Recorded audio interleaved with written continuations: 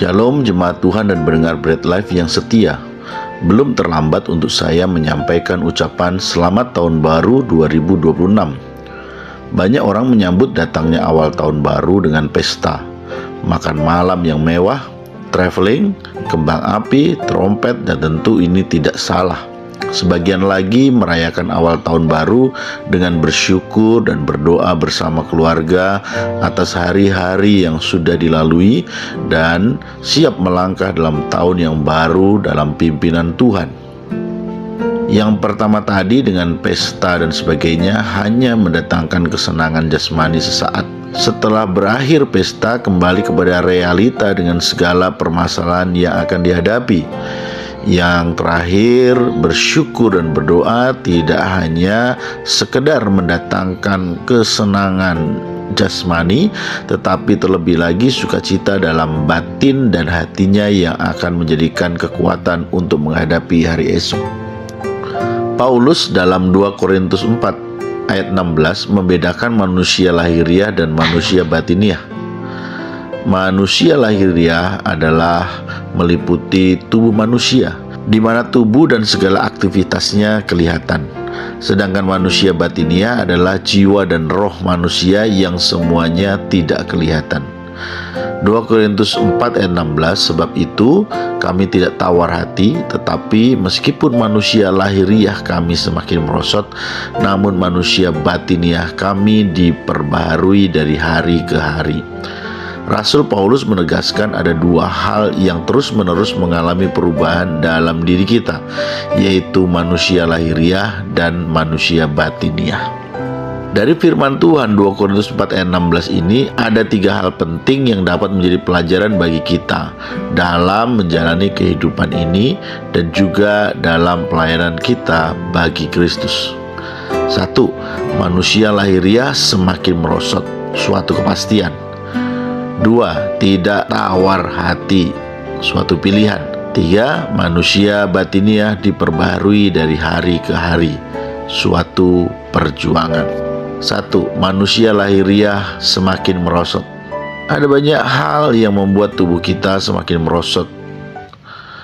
Antara lain usia lanjut, sakit penyakit, musibah, beban pikiran, kecemasan, ketakutan, penganiayaan, seperti yang dialami Paulus dan lain sebagainya. Tahun baru berarti bertambah usia dan semakin menurunnya berbagai kemampuan tubuh. Usia lanjut tak dapat dihindari. Masa itu akan datang kepada semua orang, lalu pilihannya adalah menjadi tawar hati atau tidak tawar hati. 2. Tidak tawar hati. Setiap manusia dewasa pasti pernah mengalami kegagalan, ketidakberhasilan, ketakutan, kehilangan, atau mengalami hal-hal lain yang tidak menyenangkan, termasuk kelemahan jasmani. Yang menjadi masalah adalah apabila semua hal tersebut menimbulkan tawar hati. Tawar hati menunjuk pada suatu kondisi hati yang dilanda kekecewaan mendalam karena beratnya beban yang harus ditanggung oleh seseorang.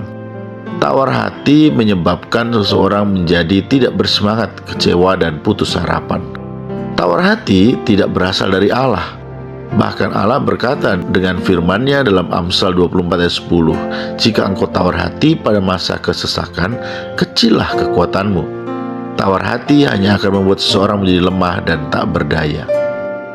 3. Manusia batiniah yang diperbaharui.